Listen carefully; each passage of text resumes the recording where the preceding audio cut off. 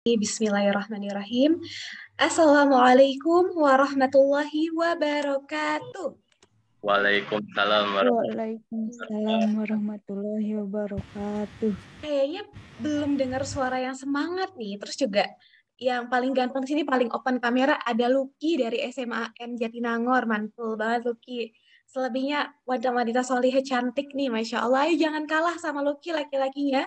Boleh open cam juga supaya kelihatan nih ganteng dan cantiknya. Afika mau cek dulu semangat teman-teman. Tadi jargonnya apa, Kari? Solihah? Jargonnya kalau misalkan kita bilang tadi lupa aku juga. Jargonnya ini teh apa saya kamus Goes to School dari Muda 1. Know yourself, know your future gitu. Know yourself, know your future ya. Betul. Oke. Kayaknya supaya lebih mudah aku bilangnya kamus Goes to School gitu ya. Iya, betul teh. Ayo yang lain kita open mic dulu, kita semangat dulu. Kenapa? Karena sekaligus supaya kita bersemangat agar semoga keberkahan ilmu tersebut Allah izinkan masuk internalisasi ke dalam diri kita. Amin, insya Allah. Open mic ya. Kafika sebut 1, 2, 3. Kamus Goes to School. Yes. Know your future. Masya Allah, takbir. Allahu Akbar. Takbir. Allahu Akbar. Masya Allah, alhamdulillah. Semoga semuanya sehat walafiat selalu ya teman-teman. Bismillahirrahmanirrahim. Alhamdulillahirabbil alamin wa bihi nasta'in ala umuri dunya waddin. Wassalatu wassalamu ala asyrafil anbiya'i wal mursalin sayyidina Muhammadin wa ala alihi wa sahbihi ajmain amma ba'd.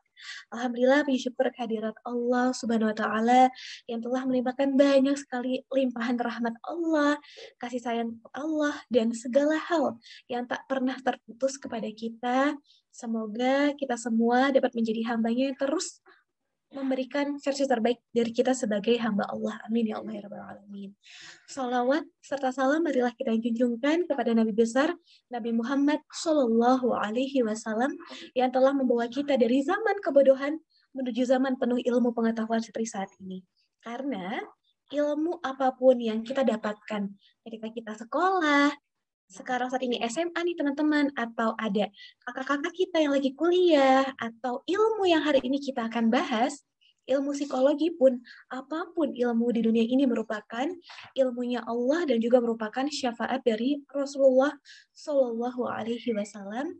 Semoga kita semua Allah izinkan, Allah perkenankan menjadi umat Rasulullah hingga akhir hayat kita. Amin ya Allah ya Rabbal Alamin. Salam kenal, kakak atau kadang manggil kak, kadang manggil teh, nggak apa-apa ya, Masya Allah. Kak Vika, Teh Vika, boleh sebut apapun.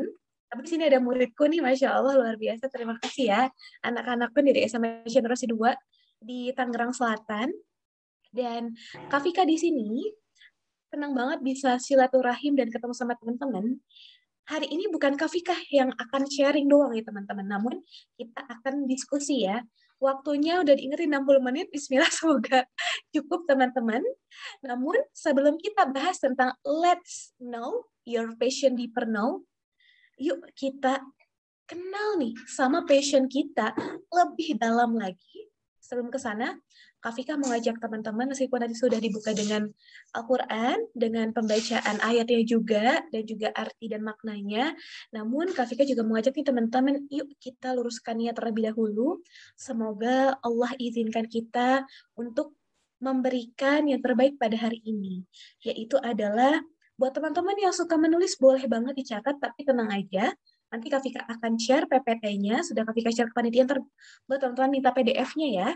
Lalu sini Kak Vika mengajak teman-teman adalah untuk berkontemplasi, menginternalisasikan materi dari Kak Vika ini ke dalam diri teman-teman.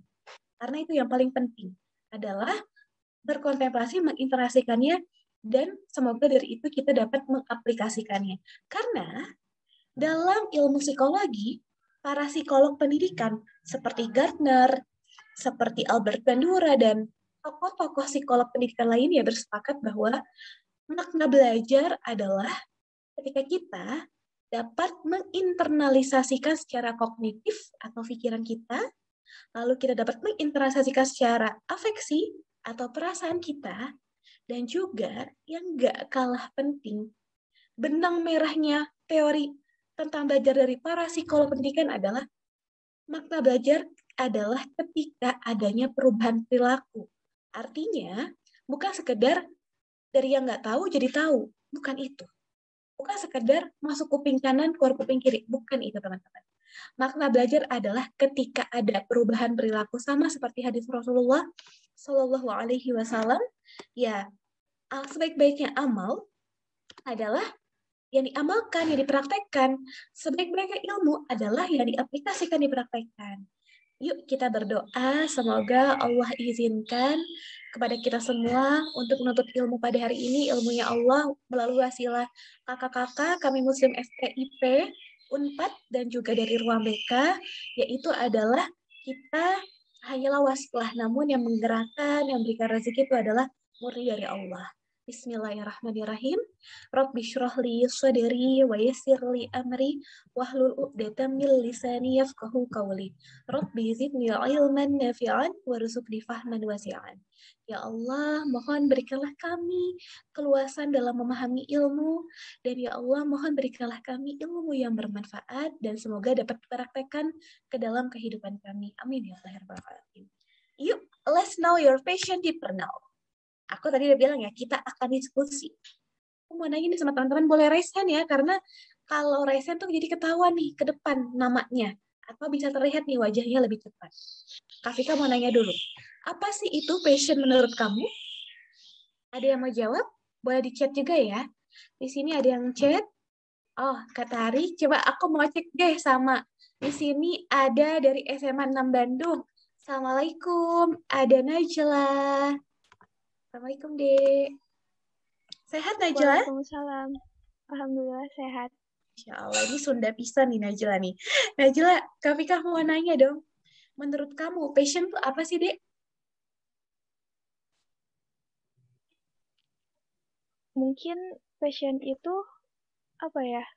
Kayak suatu gairah tentang keinginan seseorang. Mungkin kayak gitu. Mantul banget. Keren jawabannya. Najla, dan benar tuh, gairah dan juga atas keinginan orang. Mantap banget. Makasih, Najla. Satu lagi nih, Kak Vika mau nanya sama yang paling ganteng di sini. Assalamualaikum, Luki. Waalaikumsalam. Mau nanya dong, pendapat kamu passion tuh apa sih, Dek? Menurut saya, passion itu merupakan sebuah keahlian yang dimiliki oleh diri kita sendiri, atau bisa juga sebuah keterampilan yang kita ahli dalam sebuah keterampilan itu. Segitu sih, Kak. Keahlian dan kemampuan kita ya, kompetensi. Wah, keren banget ya juga. Dilengkapi lagi nih, tadi yang dari kata-kata Najla kepada Luki. Wah, keren banget nih. Terima kasih ya Luki dan juga Najla. Wah, Masya Allah, ternyata nih, Tari, kayak Yasmin, Kak Hana, dan kakak-kakak yang lain, teman-teman nggak tahu loh sebenarnya passion itu apa. Keren banget. Kita cek lagi, bismillah. Nah, teman-teman, kita semua ini adalah spesial. Luki spesial di hidup Luki, Salsabila spesial di hidup Salsabila, Nashwa spesial di hidup Nashwa, Keisha spesial di hidup Keisha, dan kita semua spesial di hidup kita masing-masing. We are precious, kita berharga untuk diri kita sendiri, we are special. Dan juga termasuk untuk passion, kita memiliki spesial karakternya masing-masing, memiliki gairah masing-masing seperti disebut sama Najla, memiliki kompetensi atau keahlian masing-masing seperti disebut Luki. Nah, itulah proses pencariannya bagaimana sih untuk memvalidasi apa sih gairah bidang yang buat aku bergairah melakukan sesuatu, lalu apa sih keahlian yang aku mampu secara maksimal dan seterusnya. Itu adalah perjalanan menemukan passion. Dan sini sudah Allah sampaikan juga dalam firman-Nya bahwa kita adalah khalifah di hidup kita. Kita adalah pemimpin di hidup kita. Kak nggak akan pernah bisa menggantikan perannya Kak Tari. Meskipun misalkan Kak Vika saat ini adalah sudah menjadi konselor, tapi Kafika nggak akan pernah bisa menggantikan perannya Katari, karena Katari adalah pemimpin di hidupnya Katari. Kafika nggak akan pernah bisa menggantikan perannya Elsa, karena Elsa adalah orang yang paling berkontribusi di kehidupan Elsa, untuk keluarganya Elsa, teman-temannya Elsa, baik di sekolah, di ekskul, dan seterusnya. Artinya apa? Peran kita tuh nggak akan pernah tergantikan, teman-teman, sama orang lain. Dan artinya kita adalah pemimpin di hidup kita spesial, kita berharga untuk di hidup kita. Dan ini sesuai banget nih dengan dengan firman Allah pada surat Al-Baqarah 30. Wa idza qala rabbuka lil malaikah, ingatlah ketika Tuhanmu berfirman kepada malaikat, inni ja'ilun fil ardi khalifah. Sesungguhnya aku hendak menjadikan seseorang khalifah di muka bumi ini. Lalu malaikatnya berkata nih, qalu atash'alu fiha man yufsidu fiha wa yafsikut dima. Mengapa engkau menjadikan khalifah di bumi ini orang yang akan membuat kerusakan padanya, ya Allah, kenapa gitu? Dan wa nahnu nusabbihu bihamdika wa nuqaddisu lak. Dan mereka tuh sebenarnya menumpahkan darah. Padahal kami ini malaikat senantiasa bertasbih dengan memuji engkau dan mensucikan engkau. Kenapa kita nih yang istilahnya lebih sering beribadah sama engkau, kenapa malah ya mereka nih yang membuat kerusakan jadi khalifah? Dan Allah menjawab, teman-teman, qala inni a'lamu ma la ta'lamun. Dan Allah berfirman, sesungguhnya aku mengetahui apa yang tidak kamu ketahui. Wah, Masya Allah. Kalau kita mengulik tentang tafsir, teman-teman, itu deep banget bahwa kenapa ya? Padahal tuh kita tuh jarang ibadah sama Allah, atau kita tuh sering banget futur dan selanjutnya, tapi Allah tuh mempercayakan kita sebagai khalifah di hidup kita. Karena ada makna di situ. Karena ada meaningful di situ. Itulah adalah proses juga termasuk bagaimana kita menemukan passion kita.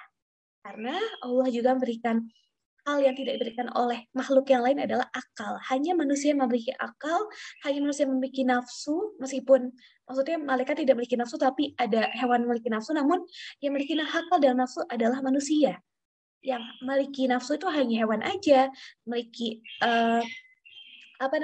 kebaikan itu adalah malaikat aja, tapi manusia itu memiliki nafsu dan juga memiliki akal yang dia tuh artinya kita memiliki kekuatan untuk memutuskan.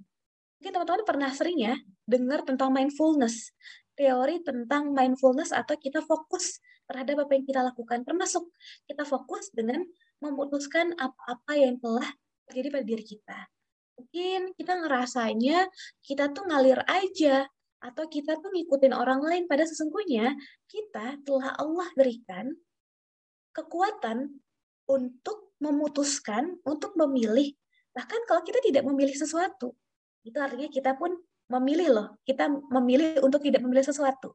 Maka dari itu artinya dengan ayat Al-Baqarah, surat Al-Baqarah 30 ini adalah menjadi kekuatan buat kita bahwa ternyata Allah telah memberikan kekuatan kepada kita untuk menentukan hidup kita. Karena dalam Islam kan dikenal ada kode dan qadar dan juga ada free will. Kayaknya akan kita bahas selanjutnya ya tentang hal tersebut. Important. Sebelum kita masuk ke sains psikologinya, Kak Fika mau mengingatkan buat diri Kak Fika sendiri bahwa passion itu hanya alat. Alat apa sih Kak Fika? Alat untuk ibadah. Karena sesungguhnya the purpose of life kita, the meaning-nya adalah ya ini teman-teman, menghambakan diri kepada Allah. Di surat Az-Zariyat ayat 56. Bismillahirrahmanirrahim. Wa ma khalaqtul jinna wala insa illa liya'budun. Dan aku tidak menciptakan jin dan manusia melainkan supaya mereka mengabdi kepadaku. Kak Fika, qadarullah ta'ala sudah mengkonseling ratusan klien. Dan ujung-ujungnya, terutama untuk bagi yang muslim, Kak Fika izin sharing muslim karena memang adalah di tempat kami muslim ya. Mungkin kalau teman-teman ada yang non-muslim boleh disesuaikan dengan agama masing-masing, karena Kak Fika ngajak juga nih murid-murid Kak Fika, kemudian Kak Fika ngajar di SMA dan berbagai agama di situ. Jadi Kak Fika izin untuk sharing muslim ya teman-teman. Di sini kenapa sih ketika Kak Fika melihat nih, kenapa ya ada klien atau seseorang dia akhirnya mengalami mental illness atau mental disorder atau segala macam, memang ada perbedaan ya antara psikologi kontemporer yang memang lebih banyak dari Barat sama psikologi Islam yang memang sumbernya dari As-Sunnah dan Al-Quran atau dari hadis dan juga Al-Quran. Nah, kalau mungkin dari Barat adalah ya pada akhirnya ya menggunakan pendekatan-pendekatan sains. Namun kalau Kofikah lebih percaya, tentu kita Muslim harus lebih percaya bahwa yang paling baik adalah menggunakan tauhid. Obat terbaik, bahkan bukan cuma buat obat mental health, namun obat sehari-hari yang terbaik adalah tauhid. Bagaimana kita menyertakan Allah, bahkan bukan hanya menyertakan, tapi selalu memulai itu minta tolong sama Allah. Kayak tadi misalkan, ya Allah, aku mati lampu nih, tolong bantu aku ya Allah. Itu juga merupakan salah satu ikhtiar kita untuk berkomunikasi dengan Tuhan kita dan semoga kita mendapatkan ketenangan. Nah, banyak orang di luar sana, kita itu share value Muslim ya, yang akhirnya mungkin mengalami qadarullah mental illness, mental disorder, atau gangguan kesehatan mental, memang tidak bisa dipungkiri, itu prosesnya panjang teman-teman. Karena dalam hidup kita memiliki yang ada yang namanya jalur perkembangan. Jadi manusia itu sudah terbentuk kepribadiannya bukan ketika hari ini doang teman-teman, tapi sejak di fase janin atau dalam kandungan ibu, fase neonatal, 14 hari kehidupan pertama, fase bayi 2 minggu sampai 2 bulan, fase kanak-kanak awal, 2 minggu sampai 2 tahun tadi ya, bayi, lalu fase kanak-kanak awal 2 tahun sampai 7 tahun, fase kanak-kanak akhir 7 sampai sekitar 13-12 tahun, fase remaja awal 13-12 sampai sekitar adalah 18-17 tahun, lalu 17-18 adalah sudah masuk ke remaja akhir, lalu 22 sampai 23 tahun ke atas sampai 40 tahun adalah dewasa awal. Makanya kenapa sih ada KLC itu atau quarter life crisis itu karena adanya perubahan tugas perkembangan dari awalnya remaja akhir menjadi dewasa awal. Istilahnya gini teman-teman yang mau Kak Fika sampaikan adalah memang tidak bisa dipungkiri kalau kita pada hari ini mungkin belum menemukan passion atau ada mental health issue karena perjalanan itu panjang.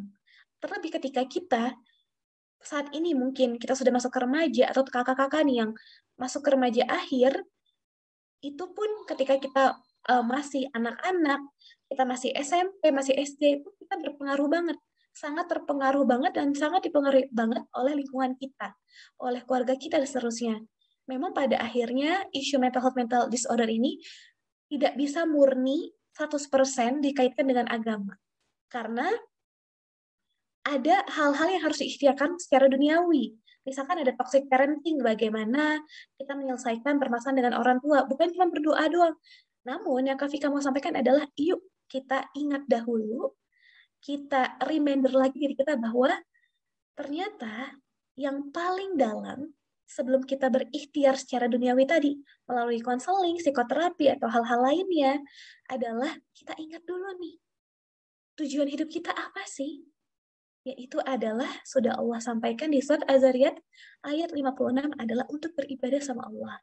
Jadi ketika kita down, ingat lagi teman-teman, apa sih tujuan kita? Termasuk, kalau kita hari ini belum menemukan passion, atau kita sudah menemukan passion, ingat lagi tujuan awal kita. Kenapa? Karena seperti yang banyak banget nih kasus yang terjadi, kalau teman-teman pernah dengar ya, ini juga salah satu yang sempat hits banget, banyak sebenarnya, ini cuma aku mencontohkan satu doang, tapi sebenarnya banyak banget artis-artis, atau pengusaha, atau siapapun public figure, atau siapapun orang itu, yang mereka sudah di puncak karir, alias passionnya udah ketemu nih teman-teman. Loh, kenapa ya bisa bunuh diri? Kenapa ya bisa nyilet, self-harm, atau melukai diri sendiri? Kenapa ya malah melakukan hal-hal yang tidak baik pada diri sendiri? Kenapa ya hal tersebut? Padahal sudah di puncak karir. Balik lagi, adalah kita cari tahu nih, apakah kita melakukan sesuatu itu, passion itu adalah sebagai tujuan kita menjadikan alat dunia untuk beribadah sama Allah itu malah jadi tujuan kita. Pasti Allah uji. Apakah hambaku benar-benar beribadah nggak sih sama aku? Makanya teman-teman juga buat Ika sendiri ya. Masya Allah ya teman-teman, lagi-lagi meluruskan niat. Ya, meluruskan niat, segala hal sesuatu harus kita niatkan. Dan ternyata ketika kita meniatkan sesuatu, maka ya Allah akan ngasih itu. Ketika kita meniatkan karena untuk suatu harta, suatu pengakuan, ya ketika kita sudah dapat, kita jadi bingung.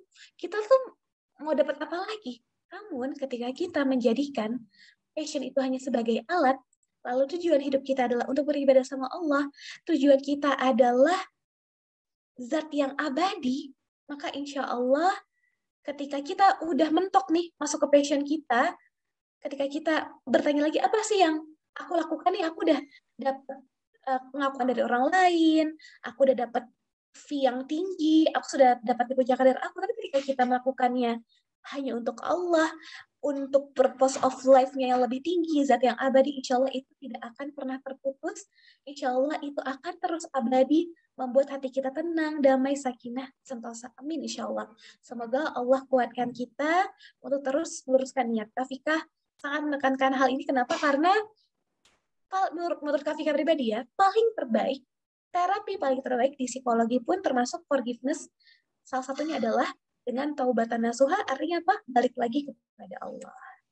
Dan kita sesuai dengan yang selalu kita ucapkan 17 kali ketika sholat, wajib kalau yang sholat sunnah berarti sampai puluhan kali, yaitu di surat Al-Fatihah ayat 5, Iyyaka na'budu wa iyyaka nasta'in.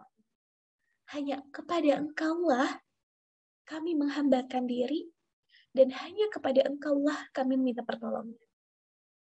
Masya Allah ya teman-teman ya, bahwa di sini kita sudah diingatkan dengan yang kita ucapkan berkali-kali ketika kita beribadah sama Allah, bahwa ternyata kita pun mengakui bahwa kita tuh menghambakan diri sama Allah, kita mengakui bahwa kita mohon pertolongan sama Allah. Dan yuk, untuk kita menuju passion ini, kita berjuang yuk untuk jadi versi terbaik kita, dan kita memohon pertolongan sama Allah. Karena kalau ada di hati kita niatan lain, lagi-lagi bisa jadi Allah uji. Karena Allah itu memiliki sifat pencemburu. Bahkan Allah pun juga memiliki tauhid ya, ada tauhid rububiyah dan ada tauhid uluhiyah. Teman-teman tahu nggak sih maknanya la ilaha illallah? Tiada Tuhan selain Allah. Dan ilah itu adalah sesuatu yang sifatnya kita menuhankannya. Kalau kita misalkan terlalu menuhankan passion, ya pada akhirnya Allah cemburu. Akhirnya Allah kembali lagi nih menguji kita. Kafika melansir dari ceramahnya Ustadz Reza Syafiq Reza Basalamah, beliau mengungkapkan bedanya antara azab dan ujian, teman-teman. Adalah adanya di sikap kita, di respon kita. Apakah kita berprasangka baik sama Allah atau kita berprasangka buruk sama Allah? Kalau ujian itu adalah ketika kita berprasangka baik sama Allah, akhirnya muncul nih ikhtiar-ikhtiar kita, dan akhirnya kita insya Allah dapat menyelesaikan permasalahan tersebut. Namun kalau azab adalah ketika kita berprasangka buruk sama Allah, kita nyalahin Allah, kita nyalahin hal-hal lain. Adalah dalam ilmu psikologi itu ada namanya defense mechanism, denial, bahkan juga dalam ilmu psikologi pun ada teori stres dari Selye. Ada dua, teman-teman, ada eustress dan distress. Eustress itu adalah yang seperti ujian, itu adalah ketika ada datangnya stresor atau sumber stres, lalu kita dapat kelola, kita dapat manage dengan baik, maka akan berdampak positif buat kita. Lalu ada namanya distress. Distress itu adalah ketika kita hadir nih stresor dalam hidup kita atau sumber stres hadir kepada hidup kita, lalu kita kelolanya tuh kurang dengan tepat, kita malah rebahan aja, kita nggak menyelesaikannya dengan baik, maka akan berdampak negatif sama kita. Nah sama nih teman-teman, kayak dalam Islam ada ujian dan azab, yaitu azab adalah ketika kita berprasangka buruk sama Allah. Kalau teman-teman lihat ya film Azab di Indosiar, lihat aja tuh dia nyalahin tetangganya, dia nih ngebuat aku jadi nggak laku nih dagangan bakso aki aku, sebagainya bla bla bla. Dia akhirnya kena azab sendiri, teman-teman, nyalahin dirinya sendiri, akhirnya menyalahin orang lain, akhirnya nggak introspeksi diri, ya udah akhirnya jadi ketiban tangga berkali-kali. Nah itu sama juga teman-teman, seperti kehidupan tentang psikologian ini, tentang mental health, tentang passion, bahwa balik lagi nih ke niatan kita, balik lagi nih tentang bagaimana kita berprasangka baik atau buruk kepada Tuhan kita, dan balik lagi nih kepada manajemen diri kita. Yuk kita ikhtiarkan di bumi ini sebagai hamba Allah, sebagai khalifah untuk diri kita sendiri, di kehidupan diri kita sendiri, dengan versi terbaik diri kita. Sekali lagi, alat passion itu untuk ibadah kepada Allah. Nah, barulah kita baru masuk ke asesmen secara psikologi. Tadi baru pembukaan ya, belum masuk ke materi intinya. Namun sangat penting untuk teman-teman ketahui. Teman-teman, ini Kak Fikah ngambil 24 September yang lalu di websitenya Kawal COVID sekarang tanggal 26 ya, lusa yang lalu, 2 hari yang lalu, bahwa tidak bisa dipungkiri kita saat ini dihadapkan dengan hal yang sama. Di Bandung, di Tangsel, tempat Kak Fikah ngajar, di Jaksel, tempat Kak Fikah ngajar juga sebelumnya, hal yang sama, yaitu adalah kita melakukan PJJ. Karena ya kita sedang menghadapi corona ini. Namun sekarang alhamdulillah sebagian dari kita sudah ada PTM. PTM aja nggak semuanya nih sekolah. Bahkan tempat Kak Fikah ngajar itu PTM ya bergiliran. Bahkan waktunya ya mestinya 1 jam itu misalkan 45 menit tapi dipotong jadi 30 menit. Ya biasanya jam 3 sore baru selesai sekolah SMA jadi sebelum zuhur. Nah itu teman-teman, itu pun jadi menjadi challenge untuk diri kita. Dan ternyata this is not easy. Ini nggak mudah. Mau nggak mau, suka tidak suka, karena angka kasusnya masih tinggi, ya kita harus menghadapinya. Dan sebelum ke arah sana nih, bagaimana strategi juga untuk kita melakukan sekolah yang terbaik, yaitu PJJ dan juga PTM, karena ikhtiar kita di sekolah saat ini juga sangat berkaitan banget teman-teman sama passion. Salah kaprah banget kalau kita langsung mikir bahwa kita mau langsung masuk kuliah jurusan ABCD, univ di ABCD, seperti mau masuk UNPAD, jurusan fakultas FTIP dan seterusnya, tapi kita tidak berikhtiar ketika kita sekolah. Wah, salah kaprah banget. Justru harusnya kita berjuang dari PJJ, PTM ini untuk kita bisa menemukan passion kita, untuk kita bisa masuk ke univ dan jurusan yang sesuai dengan diri kita sendiri. Namun sebelum ke sana, Kak Fika mau ajak teman-teman untuk memaknai, mengetahui apa sih tentang kesehatan mental, karena passion juga berkaitan dengan kesehatan mental. Mau nanya dong sama teman-teman? Ada yang mau raise hand? Kalau nggak ada, aku mau nanya. Di sini ada Sheila Yuniar. Halo, Assalamualaikum Sheila. Boleh open mic, Dek? Waalaikumsalam Kak Fika. Mau nanya dong Sheila sama kamu.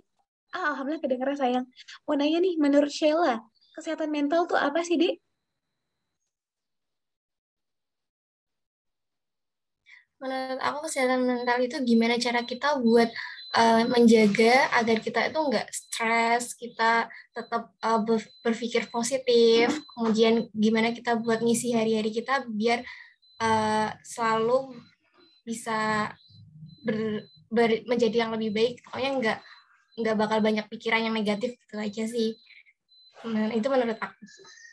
Luar biasa. Kita kasih reaction tepuk tangan buat Sheila. Numpun pisan ya. Sheila, Masya Allah. Kak Fika jadi pengen nanya nih sama yang paling jauh nih kayak di Kediri. Assalamualaikum, Dek. Ada Putri di sini.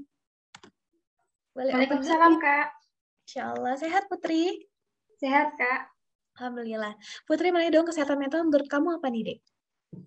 Kalau menurut aku kesehatan mental itu di mana kita bisa mengatasi segala kayak emosi kita, kayak mampu mengetahui potensi yang dimiliki untuk dikembangkan agar tidak seperti kayak kita ada teman yang ngejek-ngejek gitu, kita tahu ya udah biarin kita punya potensi ini, kenapa harus. Masya Allah, mantul banget Putri. Wah, Kak Fika kaget nih Putri jawab itu. Putri kayak tahu nih materi aku deh. Udah kejawab nih Kak Tari, Masya Allah. Terima kasih ya Putri. Dan juga terima kasih Sheila, mantul banget teman-teman. Yes, bener banget teman-teman. Sehat mental tadi udah disebut sama Putri dan Shaila itu adalah ada 4 indikatornya. Ini adalah teori kesehatan mental yang disepakati oleh para psikolog dan psikiater seluruh dunia. Dan ini termaktub pada definisi yang diungkapkan oleh WHO, World Health Organization. Yaitu ada 4. Yang pertama, ini disebut sehat mental, indikator yang pertama adalah kondisi di mana individu memiliki kesejahteraan yang tampak dari dirinya, yang mampu menyadari potensinya sendiri. Tadi nih yang dibilang sama Putri, menyadari potensi. Wah, termasuk ya, passion pun sebelum kita mengarah ke passion, pasti kita harus tahu dulu nih, potensi kita apa. Dan itu merupakan indikator yang pertama dari sehat mental. Tadi juga sebut oleh Sheila, gimana kita mengatasi stres kita. Nah, akhirnya tampak nih kesejahteraan yang tampak pada diri kita. Apakah maksudnya kita harus bahagia terus nih Kak Vika? Kita harus senang terus? Kan itu teman-teman. Tapi masuk ke poin kedua, yaitu adalah yang disebut sebagai sehat mental ketika kita memiliki kemampuan untuk mengatasi tekanan hidup pada berbagai situasi dalam kehidupan. Contohnya, dulu ketika kita SD kayaknya pusing banget ya belajar baca, tambah kurang kali bagi. Namun sekarang kalau udah SMA atau kuliah, ngitung uang udah gampang banget gitu. Atau ngitung sesuatu yang perlu hitung-hitungan karena teman-teman udah jago banget, tambah kurang kali bagi waktu SD-nya, jadi sekarang udah gampang banget. Sama juga mental health, tentang ujian yang Allah berikan, itu akan semakin kita dapat menyelesaikannya, akan semakin kita jago menyelesaikannya kalau kita sudah berprogres dan berproses di tangga sebelumnya. Artinya apa? Kita akan terus-menerus ya teman-teman sesungguhnya menemukan krisis. Ketika kita lulus SD, ketika berproses beradaptasi ke SMP, itu ada krisisnya. Bagaimana nih kita mampu mengelolanya atau mengatasi hal tersebut. Lalu ketika kita SMA nanti masuk kuliah, dari bingung mau masuk jurusan apa, kampus mana, deg-degan SNMPTN undangan gimana nih, saingan sama teman, SBMPTN, tulis, lalu ujian mandiri, ini juga akan ada prosesnya, ada krisisnya, dan ketika sudah masuk kuliah pun ada krisisnya lagi teman-teman, beradaptasi sebagai mahasiswa baru dan seterusnya. Artinya apa? Ternyata kita akan terus dihadapi dengan berbagai tekanan hidup, dengan berbagai krisis. Poinnya adalah, poin sehat mental itu adalah bagaimana kita pengelolaannya, bagaimana kita memanagenya, itu adalah sehat mental. Selanjutnya, yang ketiga adalah yang disebut sebagai sehat mental ketika kita mampu bekerja secara produktif dan menghasilkan, disesuaikan dengan peran teman-teman. Kalau teman-teman saat ini adalah mahasiswa dan juga siswa, berarti peran teman-teman adalah belajar. Peran teman-teman di ekskul, peran teman-teman di kelas, peran teman-teman di UKM, peran teman-teman di BEM, peran teman-teman di Kami Muslim nih buat kakak-kakak yang ada di FPIP Unpad, dan seterusnya. Bagaimana sih kita produktif menghasilkan? Termasuk kita hari ini bertemu, sharing, saling tukar pendapat, tukar pikiran, ini juga merupakan produktif dan menghasilkan. Kak Vika mau nanya nih sama teman-teman, gimana sih rasanya kalau kita 2 bulan rebahan aja dan nggak nyelesain tugas-tugas kita, apa sih yang kamu rasakan? Ada yang mau ngomong? Oke, kayaknya belum ada. Aku mau nanya deh, aku spotlight lagi. Assalamualaikum, Keisha.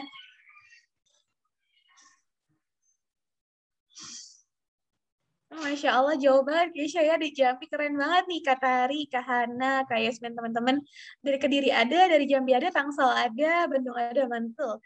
Keisha, aku mau nanya dong, gimana sih rasanya kalau kita cuma terbahan aja, kita nggak nyelesain tugas kita aja. Kita nggak produktif, kita nggak menghasilkan. Gimana sih perasaan kamu? Maaf sayang, suaranya belum kedengeran, Dek.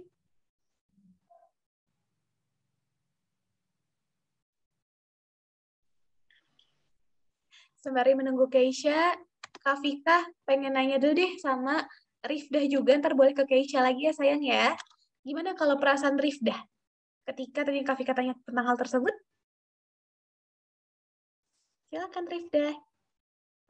Masya Allah. Oke, nggak apa-apa. Kalau gitu kita nanya yang cowok deh. Sini ada Rajib. Halo Rajib, Assalamualaikum. Apakah suara Kafika kedengaran ya teman-teman ya? Terdengar Oh iya, ya, Rajib sama Keisha sepertinya suaranya belum terdengar deh, punten. Tes lagi.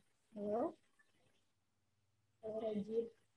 Oke, udah nggak apa-apa. Gitu ntar kita balik lagi ya ke Rajib sama Keisha, Qadarullah nih dua-duanya. Terima kasih sebelumnya Rajib dan juga Keisha. Nanti Kafika akan balik lagi tanya. Wah, Masya Allah ya. Kalau kita tidak produktif, tidak menghasilkan, rasanya tuh gelisah. Rasanya tuh kayaknya tenang. Karena memang secara naluri diri kita, secara harfiahnya diri kita, secara psikologis diri kita tuh memang kepingin dan terus-menerus untuk produktif dan menghasilkan. Dengan teman-teman belajar, dengan teman-teman terus mengeksplor diri, dengan teman-teman terus juga misalkan aktif, entah di organisasi, entah di kelas, entah di pembelajaran, insya Allah itu merupakan bentuk produktif dan menghasilkan. Dan yang terakhir, yang disebut sebagai sehat mental menurut WHO adalah mampu memberikan kontribusi kepada komunitasnya. Komunitas ini bukan hanya sekedar organisasi, seperti OSIS, PMR, KIR, Pramuka, Paskib, dan selanjutnya. Bukan itu doang teman-teman. Namun, komunitas ini adalah maksudnya lingkungan terdekat kita. Yaitu adalah lingkungan keluarga kita, lingkungan di kelas kita, lingkungan yang ada di ekskul atau UKM yang kita lakukan, lingkungan di BEM, atau di organisasi, atau di OSIS yang kita lakukan, yang kita jadi pengurus di sana, lingkungan RT RW, dan seterusnya. Dan ternyata berkontribusi ini merupakan sehat mental. Jadi teman-teman di ilmu psikologi kami punya buku, kitab sucinya orang psikologi, namanya adalah DSM. DSM itu adalah Manual Diagnostic and Statistical Manual of Mental Disorder, yaitu untuk membedakan simptom-simptom. Misalkan, ngebedain bipolar sama mood swing apa sih? Ngebedain schizofrenia sama orang yang depresi berat apa sih dan seterusnya. Nah, itu ada di kitab suci itulah buat orang psikologi DSM. Nah, ini aja teman-teman nih, 4 ini merupakan di DSM itu ketika ada simptom-simptom itu merupakan turunan dari 4 indikator ini. Artinya apa? Selagi teman-teman memiliki kesehatan saat ini yang Allah berikan untuk mampu memaintain, untuk mampu melengkapi keempat-empatnya, Kafika mau ngajak banget teman-teman, ayo lengkapi, ayo cari tahu nih potensi kamu, ayo memaintain untuk mengatasi segala hal yang membuat kita stres, kita hadapi, kita selesaikan, ayo kita produktif dan menghasilkan, ayo kita mampu memberikan kontribusi kepada lingkungan kita, karena dengan memaintainnya, insya Allah kita semoga Allah berikan kesempatan untuk selalu sehat mental. Karena balik lagi tadi Kak Fika bilang, DSM aja turunannya dari ini. Artinya ketika kita masih bisa mengikhtiarkan, maka ikhtiarkan yuk teman-teman. Lalu pertanyaannya selanjutnya adalah, setelah kita tahu nih tentang tauhid, kita sudah tahu nih tentang the purpose of life kita sudah tahu nih tentang makna kesehatan mental, kita sudah tahu nih challenge yang kita hadapi bahwa ya kita sekarang mengalami keterbatasan sedang PJJ ataupun PTM. Lalu pertanyaan selanjutnya adalah, caranya gimana sih Kak Fika supaya kita tuh belajar yang efektif, lalu sehat mental, dan juga menemukan passion? Yang pertama, ini ada namanya gaya belajar. Gaya belajar itu adalah setiap kita memiliki gayanya masing-masing teman-teman. Ada orang yang visual, ada yang orang auditori, ada orang yang kinestetik. Kak Fika yakin mungkin teman-teman sudah sangat familiar dengan hal ini ya. Ada juga olfaktori, yaitu adalah indera penciuman, ada gustatori, itu adalah indera pengecapan. Untuk gaya belajar ada 3 teman-teman, dan silakan disesuaikan yang kamu banget. Kalau kamu tipe orang yang senang untuk mencatat, yang kalau nggak nyatet tuh rasanya lupa, rasanya tuh nggak inget gitu, maka ya udah, nggak apa-apa. Ikhtiarkan itu sebagai gaya belajar kamu. Karena kamu adalah seorang visual yang senang untuk mencatat, senang untuk menandai, senang untuk dapat melakukan hal hal-hal yang terkait untuk menghafalkan tertentu tuh dengan cara melihat, dengan cara membuat gambar dan seterusnya. Silakan pertahankan gaya belajar yang paling kamu banget untuk orang visual yang udah Kak Vika sebutkan tadi. Lalu ada orang auditori, yaitu adalah orang yang lebih senang untuk mendengarkan. Bahkan ya dia nggak suka nyatet, ya nggak apa-apa selagi kamu mengerti, selagi kamu memahami, selagi kamu memang dapat mengukur diri kamu terhadap pelajaran yang memang kamu dapat simak dengan baik melalui auditor tersebut. Kalau dirasa kamu efektifnya dengan berdiskusi sama orang lain, kamu lebih mendengarkan, kalau orang visual itu menjelaskan mungkin, tapi kalau orang auditor itu yang mendengarkan, nggak apa-apa, bisa kamu ikhtiarkan gaya belajar yang paling kamu banget. Lalu ada orang kinestetik, yaitu adalah seseorang yang lebih senang sembari melakukan sesuatu ketika belajar. Entah dia mondar-mandir ke sana ke sini, entah dia nggak diem, entah dia kayaknya tuh, mungkin buat orang lain tuh kayak ngapain sih dia nggak diem, tapi itu adalah bentuk gaya belajar dia sebagai orang kinestetik. Karena orang kinestetik itu lebih senang bergerak, dan dia adalah lebih senang praktek. Ketika memang ada guru yang belum memberikan praktek pada teman-teman, padahal teman-teman tuh orang kinestetik itu lebih senang dipraktekkan. Maka dari itu ya teman-teman bisa loh menciptakan gaya belajar sendiri dengan mempraktekkannya sendiri. Maka dari itu, yuk cari tahu gaya belajar kamu dan pertahankan hal tersebut untuk efektivitas kita belajar sehari-hari. Untuk lebih lanjutnya, ntar Kak Vika akan kirim artikelnya ke Katari ya, teman-teman bisa belajar lebih lanjut. Nah, masuk ke passion nih teman-teman. Tadi Kak Vika bahasnya tentang gimana kita strategi juga di sekolah. Karena balik lagi ya, percuma Kak Vika sebagai guru BK mau bilang, percuma kalau kita cuman berikhtiar masuk jurusan atau univ tertentu, tapi kita nggak memaintain nilai kita di sekolah. Sedangkan SNMPTN, undangan nih, dikit lagi nih, 3 bulan lagi nih teman-teman kelas 12, itu tuh adalah balik lagi nilai raport kita, bagaimana kita memaintain diri kita di nilai-nilai kita. Lalu untuk SBMPTN tulis, ujian mandiri, itu pun bukan hanya sekedar kita tahu mau jurusan apa, univ apa, tapi adalah kita memahami konten materi ketika kita sekolah. Oh, buat anak IPA berarti materi wajibnya adalah biologi, fisika, matematika, kimia, gimana kita menguasainya. Buat anak IPS, geografi, sosiologi, ekonomi, dan seterusnya, bagaimana menguasainya. Jadi, please, buat teman-teman yang SMA, bukan hanya sekedar passion yang teman-teman pentingkan, namun persiapkan diri untuk masuk ke SBMPTN tulis, SNMPTN undangan, dan ujian mandiri adalah bagaimana kita memahami konten-konten mata pelajaran kita. Tadi udah Kak Vika sharing ya, cara belajar efektif. Selanjutnya Kak Vika masuk ke passion. Banyak juga nih teman-teman banyak orang yang salah kaprah.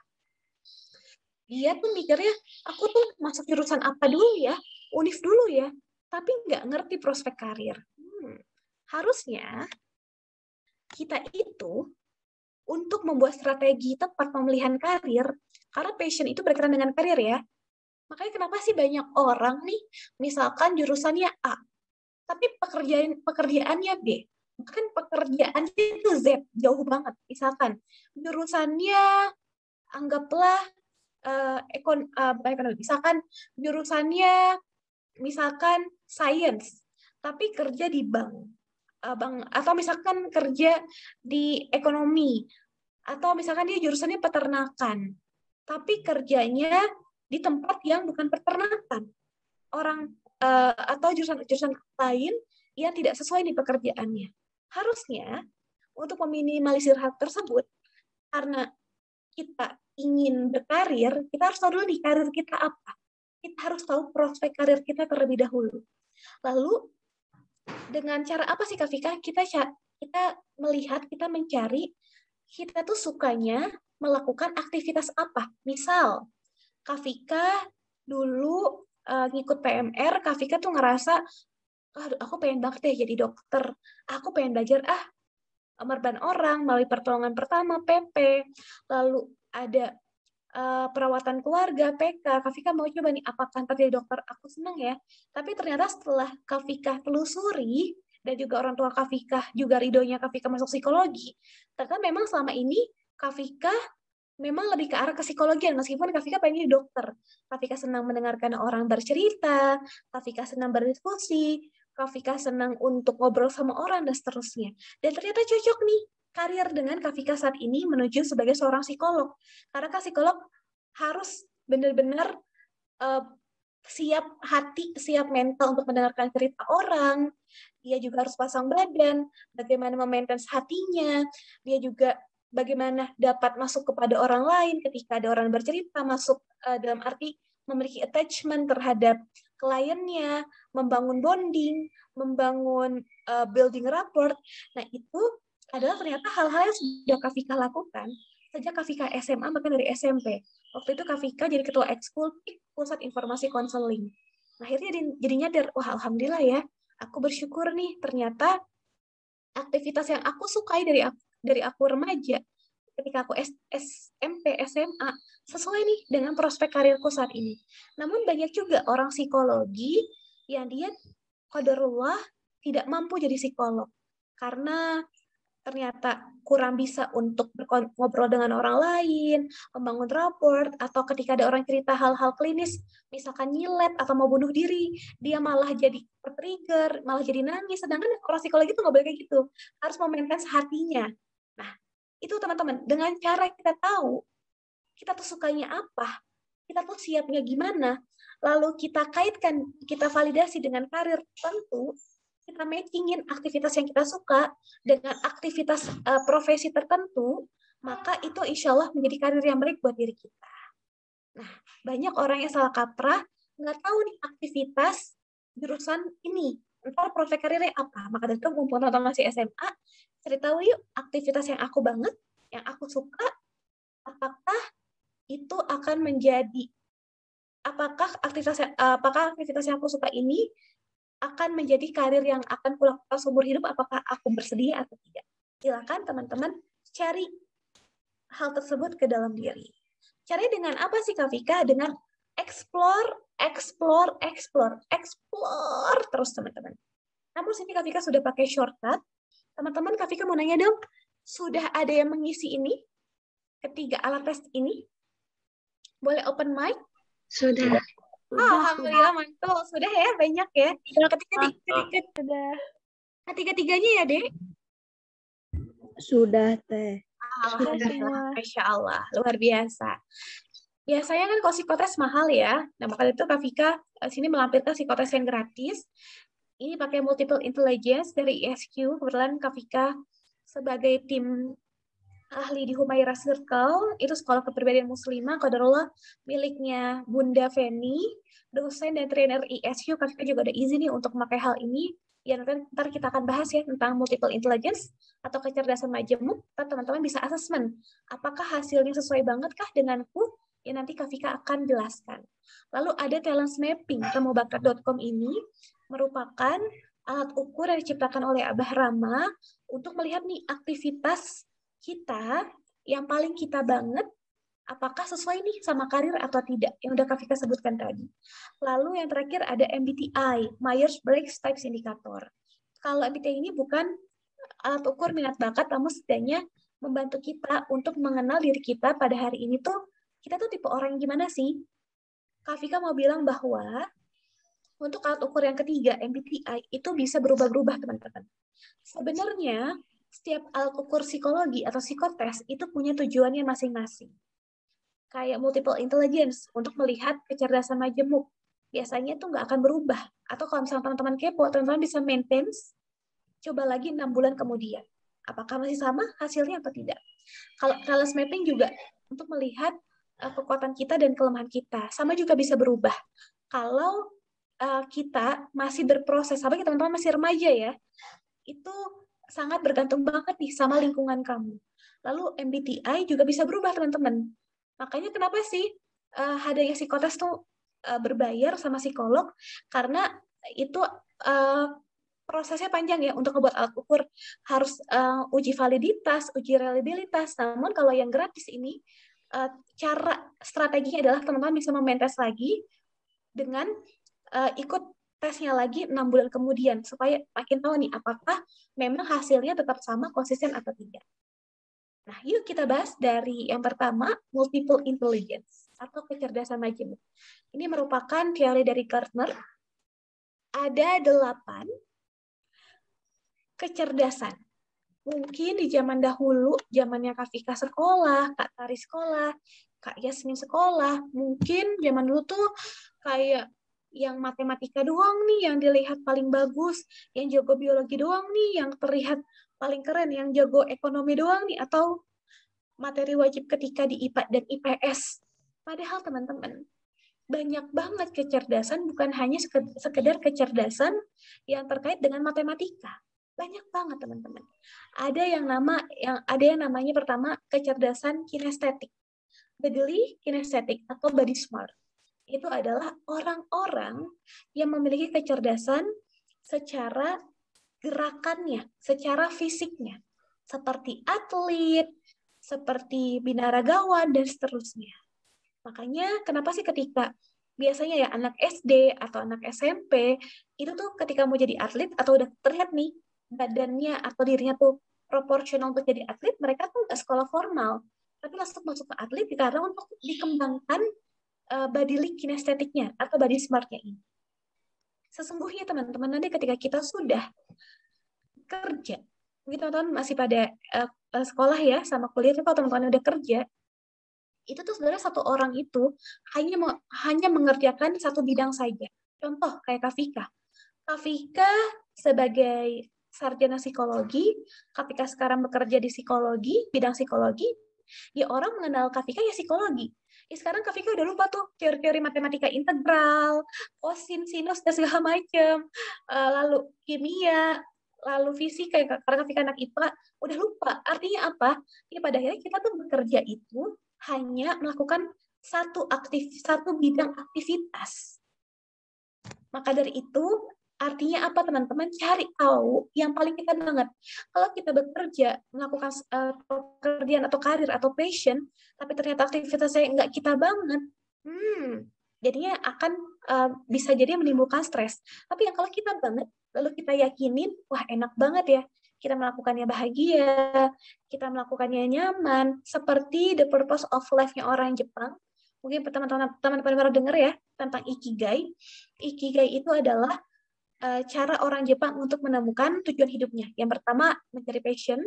Lalu yang kedua adalah setelah menemukan passion-nya dengan perjalanan yang cukup panjang. Lalu yang kedua, yang disebut sebagai Ikigai, ketika kita dapat diakui passion kita oleh orang lain, lalu passion kita itu menghasilkan uang, bahkan atau fee, bahkan itu uangnya itu bukan standar harganya, tapi udah jadi standar yang profesional, bahkan luar biasa, lalu kita bermanfaat sama orang lain. Wah, nikmat banget ya. Kita bagaikan bekerja, melakukan hobi, dibayar, diakuin sama orang, kita eksis atas izin Allah, lalu kita bermanfaat. Wah, bahagia banget ya. Dengan cara apa? Dengan cara kita pertama kali adalah assessment dulu nih. Kecerdasan kita tuh apa? Karena ujung-ujungnya, tadi Kak Vika bilang, balik lagi, kita tuh melakukan satu profesi satu bidang aja, nggak semuanya.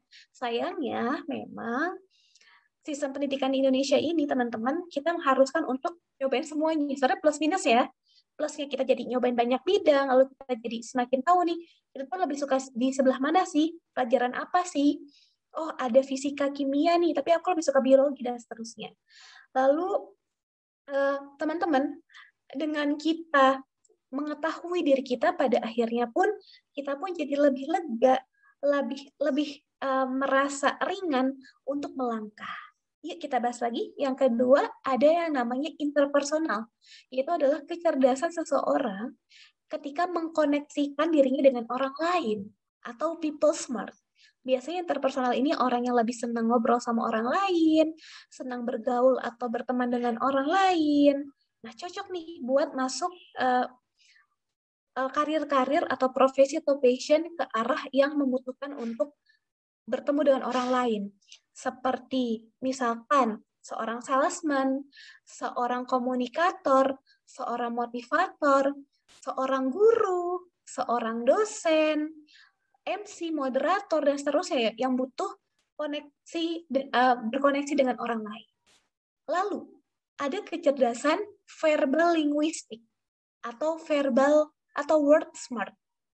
Biasanya, seseorang yang memiliki kecerdasan linguistik ini, mereka tuh senang membuat karya, membuat puisi, membuat tulisan, membuat quotes, bahkan juga membuat journaling, atau membuat cerpen, novel. Karena di dalam otaknya, dalam hatinya tuh banyak banget kata-kata. Dan orang linguistik ini memang adalah kemampuan bahasa. Karir yang cocok itu biasanya adalah penerjemah, atau penulis, atau pembuat naskah karya, dan seterusnya. Contohnya deh, salah satu novelis kesukaan Kak Vika itu adalah Terelie. Kalau teman-teman tahu ya, Terelie. Nama aslinya Kak Darwis. Kenapa sih dia tuh membeludak banget novelnya? Ya karena dia memang seorang linguistik. Seseorang yang mampu untuk membuat pembahasannya tuh jadi ciamik, jadi cantik gitu. Misalkan ketika Kak Vika ngebaca novelnya Terelie, kayaknya lagi ngebahas lagi di Paris, kok tiba-tiba ada di Lombok ya? Kayak bisa aja gitu buat kata-katanya. Itulah jagonya orang linguistik. Kalau sekarang mungkin teman-teman yang zilenial, buat teman-teman yang SMA nih masuknya ke zilenial ya, generasi Z. Itu adalah ketika teman-teman lahir sudah ada internet. Zilenial misalkan kayak content writer, kita lihat apa ya? Ada orang content writer kita ngebacanya tuh seneng banget. Ngebacanya tuh enak banget. Bisa jadi dia memiliki kecerdasan linguistik untuk membahasakannya tuh enak kepada kita sebagai pembacanya. Selanjutnya, ada logic smart atau adalah kecerdasan logik atau kecerdasan matematika, kecerdasan analisa, logical matematikal. Orang-orang logical matematikal ini, Masya Allah, mungkin akan terlihat banget ketika SD, SMP, SMA, atau kuliah, mereka tuh jago hitung-hitungan, mereka jago analisis, dan karir yang bagus buat mereka tuh banyak. Pertanyaannya gini, kenapa ya matematika tuh selalu ada di hidup kita? Di psikologi aja ada matematika, teman-teman, namanya psikometri. Di sosiologi ada juga matematikanya. Di ilmu IPS tuh pasti ada matematikanya juga. Kenapa? Karena matematika ini sesungguhnya ngebantu kita untuk menganalisa, untuk menganalisis.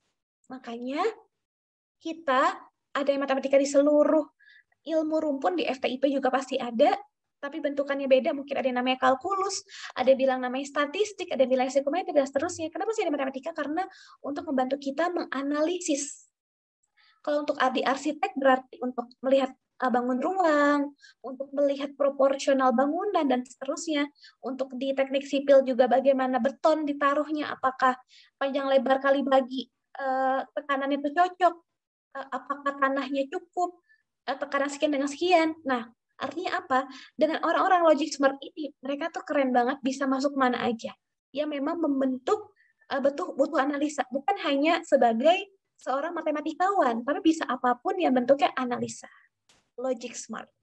Selanjutnya ada nature smart atau naturalistik. Kenapa ya di antara kita tuh ada yang suka kucing, suka hewan, memelihara kelinci, hamster, atau seterusnya? Karena mereka ini adalah seorang naturalistik yang merupakan memiliki kecerdasan, yang memiliki keterikatan dengan alam semesta, dengan hewan, dengan tumbuhan, dengan gunung. Makanya kenapa sih ada orang tuh pengen tuh naik gunung mulu, kayak ngerasa tuh hatinya tuh dapet gitu, koneksi sama gunung, koneksi sama pantai, dan seterusnya. Bisa jadi dia memiliki kecerdasan nature smart. Biasanya rekomendasi orang multiple intelligence yang nature smart ini adalah menjadi seorang dokter hewan, menjadi seorang psikolog. Misalkan kalau orang psikologi yang benar-benar dia memang cocok untuk jadi psikolog tuh, istilahnya baru ketemu klien satu kali aja tuh udah ngerti klien itu kenapa, karena sudah terasah, udah sering ketemu orang gitu. Oh, kalau ada orang yang gesturnya kayak gini, memang rata-rata kayak gini. Orang yang wajahnya micro expression seperti ini, menandakan hal ini. Karena memang sudah terasah secara nature smart-nya. Atau seorang yang bekerja di peternakan, atau di pertanian, nih kakak-kakak di FTIP nih, udah ngerti nih kalau lagi musim ini, tanaman seperti apa, psikologi tanaman ya, segala macam, bla bla bla. Itu merupakan juga nature smart. Selanjutnya, ada self smart atau intrapersonal. Kebalikannya ya sama interpersonal, seperti namanya inter keluar, Kalau intra, ke dalam. Yaitu adalah kecerdasan ke dalam diri. Biasanya orang-orang dengan intrapersonal ini pun dia memiliki kekuatan dalam dirinya yang lebih kuat. Biasanya dia tuh tidak mudah goyah, dia lebih percaya dengan value atau prinsipnya, dan dia sangat cocok dengan profesi-profesi yang membutuhkan tanggung jawab pribadi yang memang sendirian gitu. Misalkan ada orang yang dia harus menangani proyek sendirian atau menangani tugas dari klien di pekerjaan sendirian. Nah, ini cocok banget sama intrapersonal. Ya memang mereka senang untuk menyelesaikan suatu permasalahan itu secara sendirian. Namun terlebih lanjut teman-teman bisa baca di hasil yang udah teman-teman isi ya di link tersebut. Selanjutnya ada visual spasial atau picture smart, yaitu adalah kecerdasan ketika kita sepertinya tuh memiliki koneksi terhadap gambar, terhadap sesuatu, misalkan kayak arsitek. Dia meskipun cuma pakai gambar, pakai blueprint, tapi ketika ngebuat di bangunan di rumah tuh bisa gitu. Karena dia bisa memvisualisasikan antara di gambar di komputer, di blueprint, sama kejadian aslinya. Kayak orang teknik sipil, sebelum membuat MRT, sebelum membuat LRT, membuat bandara, tentu itu tuh ada blueprintnya dulu, ada matematikanya dulu, dan orang teknik sipil atau kayak tadi arsitek tuh mereka tuh bisa menggambarkan yang ada di kertas, tapi memasukkannya tuh ke dalam kehidupan kenyataan. Itu juga bentuk adalah kecerdasan visual spasial. Atau contohnya ada di antara kita yang senang banget fotografi, senang banget melihat sesuatu lalu menciptakan momen dengan misalkan ngejepret gitu, dengan memfotonya gitu. Dan kita melihat mungkin ada sebagian orang di antara kita yang dia tuh punya kemampuan untuk ketika dia moto tuh kok baru di foto satu kali aja tuh jadi bagus ya hasilnya ya. Tapi kalau di antara kita yang lain itu mungkin ada orang yang perlu diedit dulu, perlu latihan dulu, tapi ada orang yang langsung jepret langsung berhasil. Bisa jadi karena dia memiliki kecerdasan visual spasial atau picture smart. Biasanya laki-laki nih yang paling sering di visual spasial. Dan juga visual spasial ini juga merupakan bagaimana kita dapat berimajinasi dengan gambar. Makanya kenapa sih laki-laki itu lebih banyak visual spasial? Karena mereka itu biasanya lebih sering atau lebih mampu untuk membaca peta. Coba aja lihat, kayak anak laki-laki, kayak abang-abang Gojek deh. Abang Gojek, abang Grab tuh banyak laki-laki ya. Mereka tuh ngeliat maps. Mereka udah ngerti, oh dari Jatinangor kemana, dari Kediri kemana, tanpa perlu pernah ke daerah itu, dia udah ngerti karena udah bisa ngebaca maps-nya. Itu adalah kemampuan juga visual spasial. Dan terakhir ada musik smart. Itu adalah kemampuan musikal. Kemampuan bagaimana kita mengenali not balok. Kayak Kak Vika buta banget not balok gitu, nggak ngerti. Meskipun pernah belajar piano, pernah ikut padu, tapi Kak Vika tidak bahkan ya udah lupa aja gitu karena Kak Vika tidak memiliki kecerdasan itu. Namun mungkin sebagai dari kita tanpa pernah belajar atau les tentang musik, tapi dalam arti kita tetap berpanutan ya ke dalam Islam bahwa ya musik itu tergantung lagi nih ada hukumnya. Silakan disesuaikan dengan value masing-masing, dan semoga kalau ada teman-teman kita yang memiliki kecerdasan musik, semoga musiknya adalah musik kebaikan.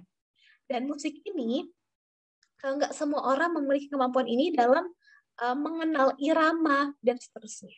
Wah, ternyata banyak ya kecerdasan, namun mungkin guru-guru kita, orang tua kita, atau orang-orang di masa lalu yang memang belum pernah belajar psikologi sebelumnya, mereka nganggapnya orang pinter ya, yang pinter nilainya bagus, padahal sebenarnya banyak banget kecerdasan bentuk-bentuknya.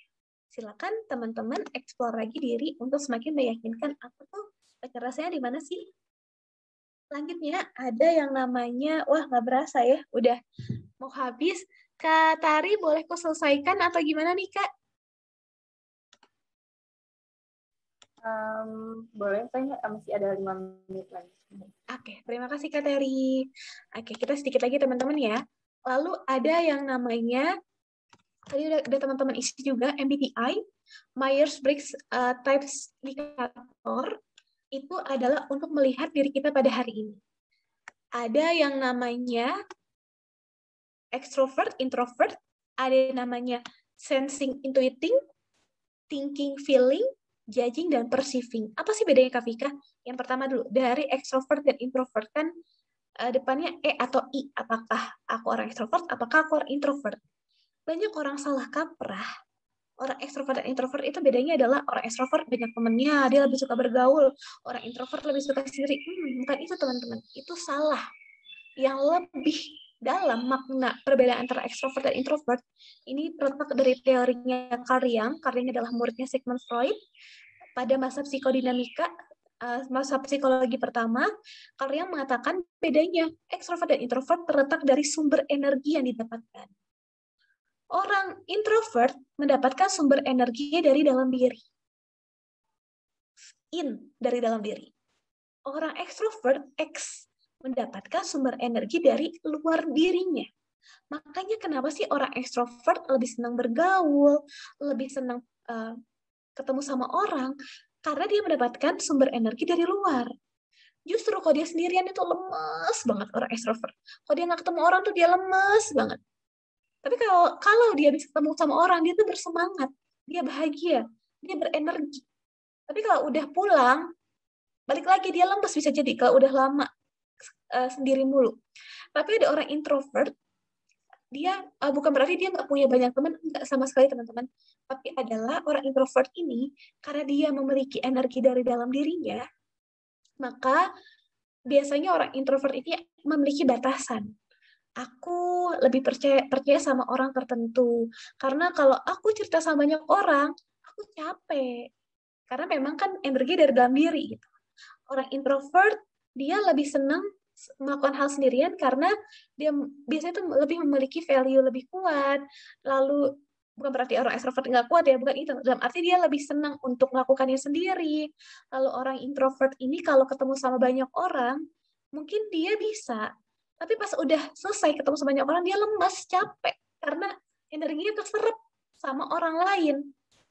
Beda hal sama orang extrovert, justru dia menyerap energi dari orang lain. Itu kira-kira. Kenapa sih penting kita mengenal extrovert dan introvert? Balik lagi nih ke passion. Balik lagi nih ke karir, bahwa coba deh cari profesi yang kamu banget. Tadi kan Kak Vika bilang maintenance, ukur 3 tadi, dicek lagi 3 bulan kemudian, 6 bulan kemudian, setahun kemudian juga boleh banget, atau pas lagi teman-teman kelas 3 nih udah mau masuk universitas, dicek lagi. Contoh, misalkan Kak Vika adalah orang yang ekstrovert. Lalu ya Kak Vika seneng nih di ilmu psikologi, ketemu sama teman-teman pada hari ini di webinar. Tapi kalau misalkan Kak Vika ngerjain tugas di balik layar, depan laptop, terus sendirian aja, wah itu bukan Kak Vika banget. Administratif itu bukan Kak Vika banget. Seperti kalau orang introvert, dia tuh tahan terhadap hal tersebut. Nah, silakan cari lagi yang paling diri kamu banget, supaya semoga passion-nya juga tepat, menemukan yang kita banget, termasuk karirnya juga. Amin, insya Allah. Lalu ada orang sensing dan ada orang intuiting. Bedanya apa sih? Orang sensing adalah seseorang yang dia itu lebih percaya terhadap pengalamannya, terhadap kenyataan yang sudah terjadi.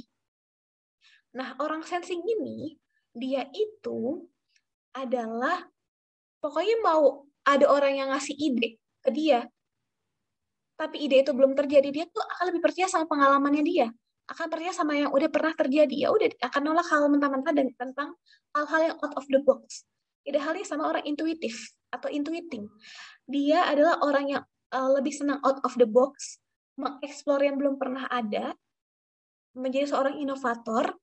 Makanya dia tuh, seorang intuitif ini, dia lebih percaya terhadap imajinasi, ide-ide yang belum terjadi, dibandingkan cuma sekedar pengalaman. Nih, ini tergantung lagi nih profesinya. Kalau buat teman-teman yang nanti kerjanya di pemerintahan, tentu harus melihat data dari masyarakat. Ya nggak bisa terlalu intuitif, dalam arti kalau intuitif tuh macam kayak orang pekerja seni, fotografi, atau seperti produser. Kalau dia tidak out of the box, ya cuma ngikutin pengalaman yang ada aja, dan ternyata bisa jadi nih ada film yang sebelumnya tuh sudah diciptakan dan ternyata sama yang pengen diciptakan. Artinya apa?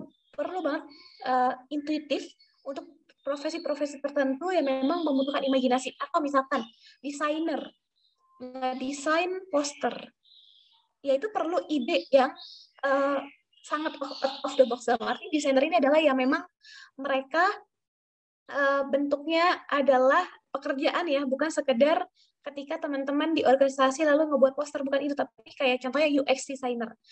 UX designer adalah pekerjaan untuk mendesain platform atau mendesain si aplikasi agar bisa dinikmati oleh customer, dan itu membutuhkan kemampuan intuitif. Wah, Masya Allah, ternyata waktunya udah habis. Nanti kita akan bahas lagi mungkin tipis-tipis. Boleh Kak Vika kembalikan kepada Tari. Oke, Teteh, bentar banget ya teman-teman dan ketika waktu kita terbatas nih teman-teman. Jadi materinya harus terpotong. Nah, tapi jangan sedih karena kita masih ada sesi tanya jawab selanjutnya. Mungkin bagi teman-teman yang ada pertanyaan nih selama tadi materi yang Teh Vika, boleh banget langsung ditanyain. Bisa lewat reaction kayak gini. Kalian bisa ngasih reaction raise hand untuk bertanya. Atau kalau misalkan yang malu mau on mic atau kalian berkendala dengan mic kalian, bisa ditanyakan di kolom chat ya. Ditunggu loh pertanyaannya. Yuk yang mau bertanya. Silakan. Tadi tuh kita ngebahas tentang passion gitu. Terus kalian kan pernah tuh kayaknya tadi malam kayaknya udah pernah nyobain kan yang 16 personalities tuh. Mungkin ada yang nggak paham. Nah, ini udah ada yang raise hand ternyata, mangga, dari atas nama Sheila Yuniar dari SMA N berapa ini? Ya, mangga. Waktu yang tepat dipersilakan. Insyaallah. Silakan, Dek. Kak Vika. Kak Vika, aku mau izin bertanya. Jadi kalau misal tentang passion, kan kita kan kalau misal di sekolah, kita ikut ekskul banyak. Nah, habis itu kita suka semua ekskul yang kita ikutin, karena kan kalau misal ada yang bilang kita bakal bisa berkembang dengan mengikuti banyak kegiatan. Nah, gimana sih kita nentuin mana yang itu ternyata tuh bakal jadi bakat kita, bakal jadi nanti prospek karir bisa kita ambil kayak gitu. Kemudian kalau misal orang yang tidak bisa ikut suatu organisasi atau suatu ekskul, apakah mereka juga tidak bisa berkembang? Karena dulu aku nggak diperbolehkan untuk ikut ekskul karena takutnya mengganggu sekolah. Jadi aku tidak mengikuti banyak kegiatan. Jadi sampai sekarang tuh masih bingung gitu loh mau ambil yang apa. Kemudian tadi kan ngomongin tentang introvert sama extrovert. Apakah itu bisa berubah yang dari introvert ke extrovert? Karena aku dulu introvert, bahkan nggak punya teman karena nggak bisa bergaul. Jadi kalau diajak ngomong tuh, oh iya gitu aja. Nah sekarang alhamdulillahnya udah bisa ngomong, tapi aku nggak tahu alasan kenapa bisa berubah dan bagaimana mereka bisa berubah dari introvert ke extrovert. Terima kasih, mohon dijawab. Maaf pertanyaannya banyak. Oh, mantul banget, Dek. Luar biasa nih pertanyaannya dari Sheila ya, Kak Tari. Boleh saya langsung dijawab lagi. Izin ya, Dek, menjawab. Bismillah. Sheila, ntar Kak Vika izin tanya lagi ya, tetap di sini. Bismillah. Mungkin tadi Kak Vika jawab dulu yang introvert dan extrovert. Iya, bisa berubah, teman-teman. Benar banget. Kenapa? Karena kita manusia itu dinamis, berubah-berubah. Biasanya sudah ajek atau stabil ketika sudah usia 20 tahunan ke atas, masuk ke dewasa awal. 22-23 tahun ke atas. Apalagi sudah masuk ke 30 tahun. Sheila usianya berapa, Dek, sekarang? Sekarang 17. Masya Allah, 17. Masih sangat muda. Dan menurut teori psikologi memang kamu masih ada kesempatan untuk berubah-berubah, Dek. Dan berubah ini sangat bergantung banget sama lingkungan kita. Tadi Kak Vika sudah sharing bahwa MBTI ini pun tergantung nih sama lingkungan Kak Vika. Lingkungan kita. Kak Vika juga pernah, Dek, dulu ketika SMA introvert. Waktu kuliah extrovert. Terus ternyata berubah-ubah dari extrovert introvert. Dan setelah dicek memang tergantung lingkungan. Apakah aku mendapatkan kesempatan untuk mengeksplor diri, apakah aku nyaman dengan lingkunganku, itu juga mempengaruhi perubahan tersebut. Apakah terjawab, Dek? Iya, Kak. Itu yang pertama, yang tadi jawaban ketiga. Kalau yang kedua, gimana nih buat teman-teman yang nggak ikut ekskul, misalkan karena orang tuanya pengennya tuh fokus belajar, apakah nggak bisa berkembang? Tenang saja. Teman-teman semua punya kesempatan untuk berkembang. Tadi kenapa sih Kak Vika memberikan pengertian kepada teman-teman bahwa ayo eksplor diri dengan ekskul? Karena ekskul itu merupakan wadah untuk kita mengenal diri kita. Karena untuk mengenal diri kita, poin pentingnya adalah kita mengeksplor diri. Psikotes, Sheila, Katari, dan teman-teman, psikotes itu bentuknya kuesioner. Kuesioner itu artinya ada pernyataan, biasanya kan setuju, tidak setuju gitu. Ada iya atau tidak. Artinya apa? Ketika kita baca kuesioner, lalu kita tidak mengenal diri kita bingung, udah jawabnya ngasal. Ya hasil psikotesnya ngasal gitu. Maksud Kak Vika itu, dengan kita mengeksplor diri, kita semakin tahu diri kita tuh dominannya kemana sih. Condongnya kemana sih ketika pun nanti kita ngisi psikotes, itu pun kita jadi yakin. Dan akhirnya pun hasilnya valid dan reliable karena sesuai banget dengan diri kita. Mungkin saat ini hasil psikotes itu akan berubah-ubah karena bisa jadi yang pertama kita berubah lingkungannya. Yang kedua bisa jadi karena kita nggak ngerti. Kita jawab apa, kita ngasal gitu. Karena lagi-lagi kuesioner. Nah, meminimalisirnya adalah dengan cara kita mengeksplor diri. Buat teman-teman yang mungkin terkendala ikut ekskul sama dari izin orang tua, kita sama kok. Dulu Kak Vika juga demikian. Namun kita punya kesempatan loh teman-teman untuk ngobrol, berkomunikasi sama orang tua kita. Kak Vika sama banget tadi yang dibilang sama Sheila, nggak boleh ini, nggak boleh itu. Namun Kak Vika selalu merasa Kak Vika harus mengkomunikasikannya. Dan Kak Vika ngerasa kalau aku yang tidak bergerak untuk mengkomunikasikan kepada orang tuaku, ngomong baik-baik, apa yang aku inginkan, maka dampaknya yang aku rasakan ya aku sendiri. Contoh, kalau Kak Vika diam-diam aja, ya aku nggak boleh ekskul ya gini-gini ya, tapi kitanya tidak menunjukkan dengan nilai yang bagus, kita tidak menunjukkan kalau kita bisa manage diri, ya akhirnya orang tua juga tidak percaya. Dengan cara apa sih supaya orang tua percaya? Kita tunjukkan kalau kita tuh belajarnya yakin, kita tuh belajarnya rajin, kita dapat nilai yang bagus karena ikhtiar kita yang maksimal. Dan semoga orang tua kita mengizinkan kita untuk ekskul. Seperti waktu itu Kak Vika dari SMP udah ikut 2 ekskul, SMA ikut 4 ekskul. Itu ngerasa Kak Vika tuh sangat terbantu banget, Sheila. Dulu Kak Vika PMR, KIR, Kak Vika juga jadi ketua ekskulnya, lalu Kak Vika jadi koordinator divisi OSIS, dan itu di bagian psikologi juga. Dan waktu waktu SMP Kak Vika Rohis dan KIR. Jadi Kak Vika jadi tahu nih, oh ternyata setelah perjalanan Kak Vika nge-ekskul, terkerucut Kak Vika memang lebih senang berinteraksi sama orang lain dan alhamdulillah cocok nih sama psikologi. Jadi sekali lagi, ketika memang kita masih belum bisa, kita bisa mengkomunikasikannya pada orang tua. Apakah terjawab, Dek, Sheila? Iya, Kak, terjawab. Lanjut lagi, Dek. Ini ada kata-kata sangat menarik banget dari ilmu psikologi. Salah satu psikolog pun dari dosenku bilang bahwa bedanya anak yang cerdas sama anak yang terlambat cerdas. Tidak ada anak yang bodoh, adanya terlambat cerdas. Bedanya adalah stimulusnya. Misal, kenapa sih ada anak SD kelas anak SD kelas 1 udah ada yang bisa nulis, ada yang bisa hitung-hitungan, atau kayak teman kita nih, kok dia udah bisa fisika, kimia, sosiologi, ekonomi, kok udah bagus ya, tapi kok kita belum ya?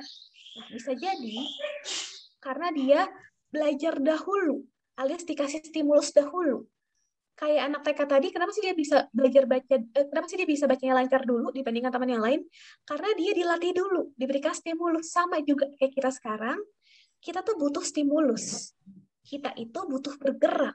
Seperti Kak Vika bilang juga, makna belajar adalah kita butuh praktek. Sama seperti makna dalam Islam, kita butuh mengamalkan. Untuk apa? Agar kita lebih mengenal diri kita lagi, agar kita pun akan ngebantu diri kita nih ke depannya lebih yakin lagi dalam melangkah. Apakah menjawab, Sheila? Iya, Kak Vika ya. Sama-sama, Dek. Yang pertama berarti sudah terjawab dari jawaban tadi, atau gimana, Dek? Udah, jadi mungkin nanti aku bakal coba buat explore lagi aja dan ngomong sama orang tua. Wah, luar biasa. Terima kasih Sheila sudah bertanya. Mantul, semangat Banyak. terus ya, Dek. Oke, selanjutnya nih ada yang mau bertanya lagi nggak? Oh iya Kak, ada lagi yang belum aku bilang tadi satu. Kalau misalkan teman-teman masih belum yakin sama dirinya, teman-teman bisa loh ikut psikotes sama psikolog atau biro psikologi. Kayak tadi Kak Vika share ini kan yang gratis ya, yang realitas kualitasnya itu ya bisa berubah. Silakan kalau untuk lebih tahu ajak lebih dalam diri, boleh ke biro psikologi. Oke, makasih banyak kita infonya. Nah, mungkin ini kita udah ada penanya selanjutnya yang udah raise hand nih dari Najla. Ya, boleh mangga Najla. Kan Dek. Ya, izin ya Teh Vika juga izin bertanya.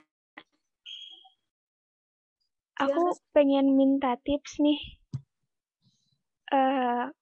caranya buat apa ya, benar-benar memanage waktu ketika saya dituntut untuk berprestasi di akademik di sekolah, terus non akademik di organisasi juga gitu. Sedangkan apa ya, nanti di organisasi juga dapat apa ya, jabatan yang berat gitu. Lalu panahan juga apa ya, mengutamakan mental diri gitu. Harus gak banyak pikiran yang kayak gitu. Terus sekolah juga harus fokus juga sama pelajarannya. Nah, cara mengimbanginya gimana gitu?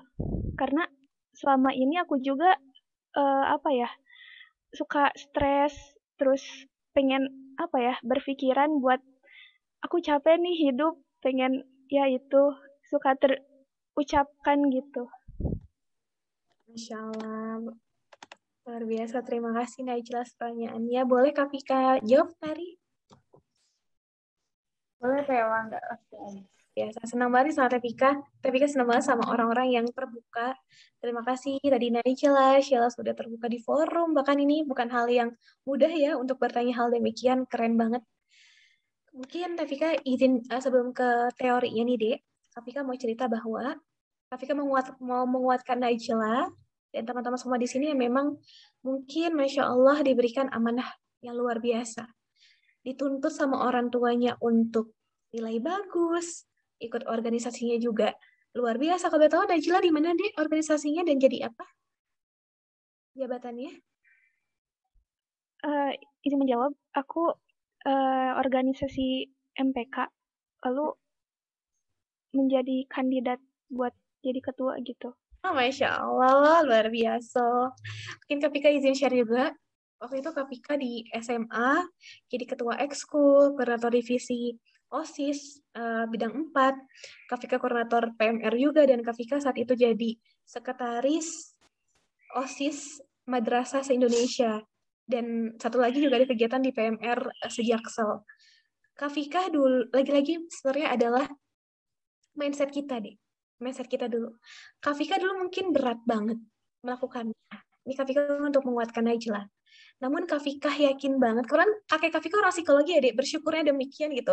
Jadinya Kak Vika terarahkannya pun Alhamdulillah ada yang menemani dan mengerti. Dan kakekku selalu menguatkanku untuk mengeksplor diri, karena ketika kita mengeksplor diri itu kita akan lebih yakin lagi, bahkan ketika kita berteman di organisasi semoga menjadi relasi juga ntar ketika di pekerjaan, di profesi, dan selanjutnya.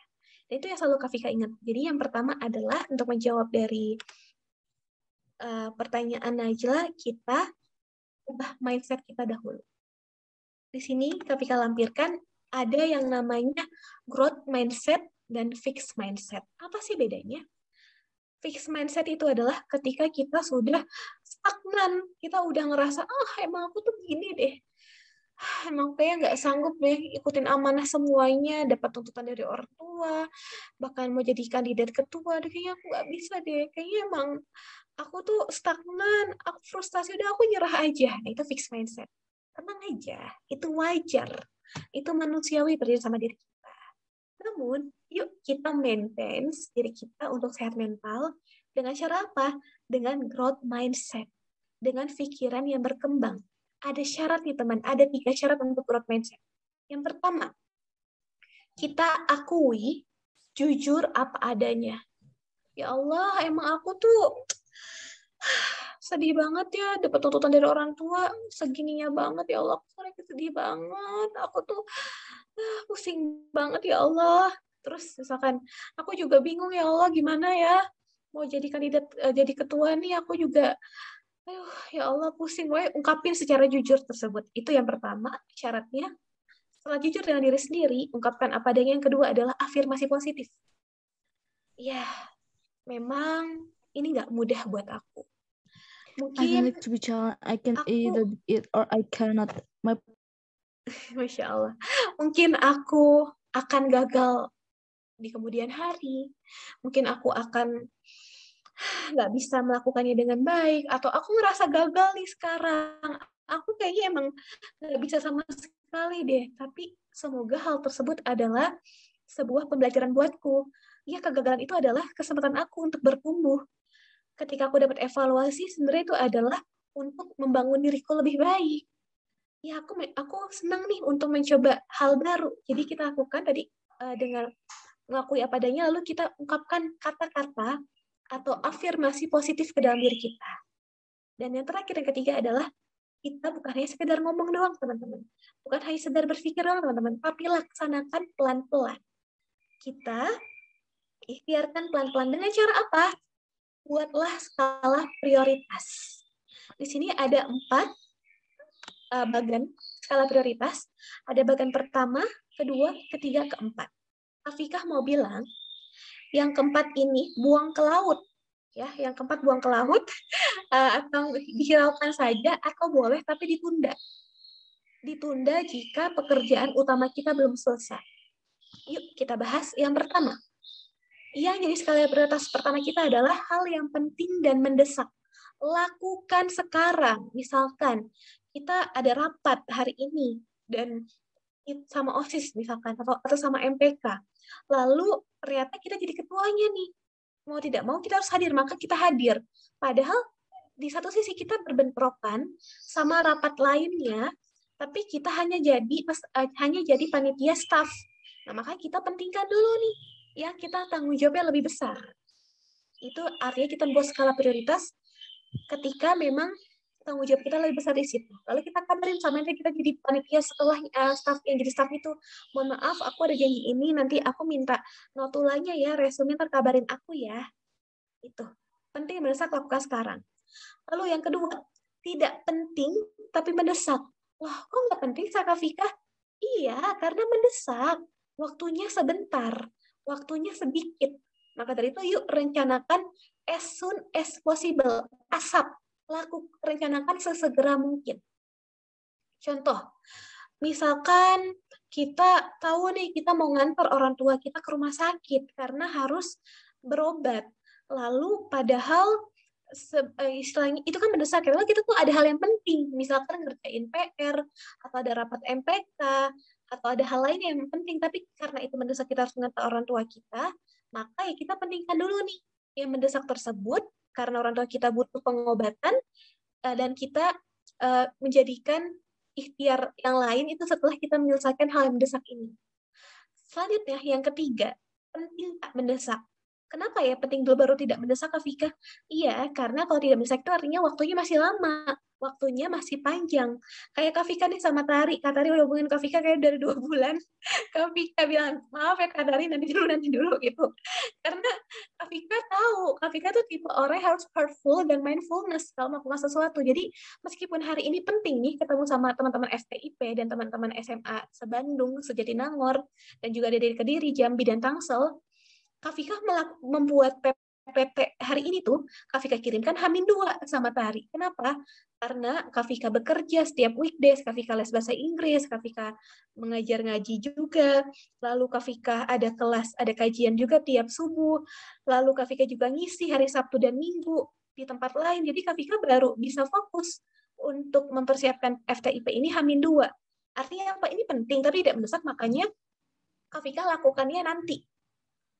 Nah, tapi juga bisa teman-teman lakukan yang untuk poin ketiga ini adalah kalau ada hal penting tidak mendesak dan itu juga teman-teman bisa minta bantuan sama orang lain.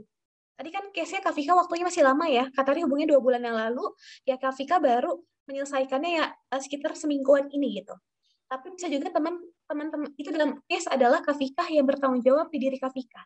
Tapi kalau kita misalkan punya tanggung jawab bareng-bareng atau ketika kita berorganisasi, kita masih punya teman yang lain bisa ngebantu kita, maka yuk minta bantuan sama orang lain ketika hal yang penting tapi tidak mendesak. Misalkan kita jadi koordinator acara, lalu kita punya staff, kita punya panitia yang lain untuk membantu kita. Ketika kita ada hal penting, tidak mendesak, tapi kita dibandingkan kita lakukan semua, karena kita jadi overload, kita jadi overwhelmed, kita bisa minta bantuan sama orang lain. Bahkan hal ini penting loh dalam ilmu psikologi.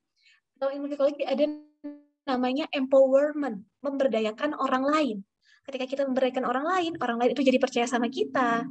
Kitanya juga jadi sehat mental, karena kitanya juga nggak ngambil semua pekerjaan di organisasi tersebut, tapi kita bagi-bagi. Orang lain jadi percaya sama kita percaya sama orang lain, akhirnya kita tercipta hubungan yang baik sama orang lain, kita juga sehat mental, dia juga sehat mental, dan seterusnya. Dan yang terakhir, tadi yang tidak penting, tidak mendesak, boleh dilakukan, misalkan kayak scroll Instagram, scroll TikTok mungkin, atau baca webtoon, atau baca novel, nonton film, nonton Netflix, itu boleh. Tapi ketika kita sudah selesai menyelesaikan tugas utama kita, belajar, organisasi, dan selanjutnya. Atau tinggalkan sama sekali. Silakan. Tadi Kak Vika hanya mencontohkan, tapi teman-teman, jawabannya adalah gimana sih untuk kita bisa mengerti nih tentang skala prioritas ini? Itu bentuknya adalah dilatih. Dilatih terus-menerus sampai ketemu titik yang paling kita nyaman. Dan jangan lupa, terakhir dari Kak Vika adalah, teman-teman, jika dirasa badannya memang sudah nggak sanggup, nggak apa-apa loh istirahat. Know your body signal. Take a rest. Istirahatlah jika kamu butuh istirahat. Seperti Kak Vika, misalkan, memang kalau nggak bisa ya, Kak Vika bilang nggak bisa, aku butuh istirahat. Istilahnya, padahal aku libur hari itu, tapi aku butuh istirahat. Dan aku memprioritaskan istirahatku. Kenapa? Kalau Kak Vika nggak istirahat, seminggu ke depan, 6 hari ke depan, hancur. Capek. Jadi lebih baik ketika istirahat 1 hari, tapi insya Allah efektif, efisien ke depan. Maka dari itu, yuk kita latih untuk mengenal diri kita. Tapi banyak banget yang mau Kak sharing, tapi waktunya nggak cukup nih, Tari nih. Juga Najla. Sebetulnya aku punya masalah yang sama seperti Najla. Jadi masalah aku tuh di manajemennya gitu. Aku masih pengen ngedengerin lebih lanjut lagi, tapi sayang banget waktu kita terbatas sekali. Dan ini juga di kolom chat, ya ampun, masih banyak banget yang. Iya, tadi ramai banget ya, Masya Allah. Kayak harus ada next pertemuan, kayak Kak ya. Kalau enggak nih, buat teman-teman yang nanya di kolom chat, bisa langsung ini ya Teh, di Ruang BK. Kalian boleh search di IG nih, @ruangbk, itu tuh konselor, media konselernya punya Teh Vika. Mungkin bisa ya Teh, di situ ya Teh, kita konseling di situ. Boleh, insya Allah. Namun kayaknya Kak Vika mau bilang dulu, supaya nggak PHP, Kak Vika lagi tidak bisa dahulu dan teman-teman Kak Vika lagi pada tesis, mohon maaf. Namun mungkin nanti kalau dari kakak-kakak FTIP mau kita buat lagi forum, jadi kan ini udah materinya, mungkin ntar ada forum diskusi juga boleh banget. Nah ini maksud Kak Vika gini, ya, maksud Kak Vika ini mau bilang ke Najla dan teman, kita nggak bisa, kita harus buat self-fundaris, kita jujur aja apa adanya gitu, yang memang kita mampukan. Tadi udah aku contohin ya Najla ya. Insya Allah gitu. Makasih banyak buat sama Najla, dengan senang hati. Boleh banget Kak Tari kalau mau ada forum lagi next. Forum seperti ini gitu ya Teh, atau kita boleh diskusi di WhatsApp gitu Teh? Boleh, kayaknya enakannya tektokan di Zoom boleh, atau di WhatsApp boleh, jadi bentuknya nggak formal juga nggak apa-apa Kak. Kayaknya nanti boleh aku buka di WhatsApp aja kali ya Teh, kalau misalnya ada waktu ngejawab-jawabin pertanyaan dari teman-teman. Semoga, amin, insya Allah. Oke Teh, makasih banyak buat Najla tadi atas pertanyaannya, dan terima kasih juga kepada Teh Vika atas jawabannya. Ya ampun, aku masih pengen banget tahu lebih lanjut, tapi ya, maaf malah commute. Sayang banget waktunya udah habis dan mohon maaf banget buat teman-teman yang bertanya di kolom chat. Kayaknya Tevika nggak bisa jawab di sini. Mungkin teman-teman nanti bisa bertanya di grup WhatsApp kita di Kamus Tugas School nih, nanti dibuka sama admin kolom ruang chatnya. Kalian Tevika ada waktu, Tevika bisa jawab gitu. Nah, itu dia sesi pematerian kita hari ini. Karena waktu juga udah menunjukkan lewat jam 11 lewat 22 waktu Indonesia Barat nih. Berakhir sudah sesi kita bersama Tevika. Terima kasih banyak Tevika. Terima kasih banyak juga Ferry. Tevika izin closing statement ya. Satu kalimat deh. Bismillahirrahmanirrahim. Teman-teman, ingatlah bahwa kamu spesial, kamu berharga di hidup kamu sendiri, bagi diri kamu sendiri, bagi orang-orang terdekat kamu. Yuk kita ikhtiarkan menjadi versi terbaik untuk diri kita. Tetaplah berproses dan berprogres karena Allah. Mohon maaf lahir batin atas segala kehilafan Tevika hari ini. Wassalamualaikum warahmatullahi wabarakatuh.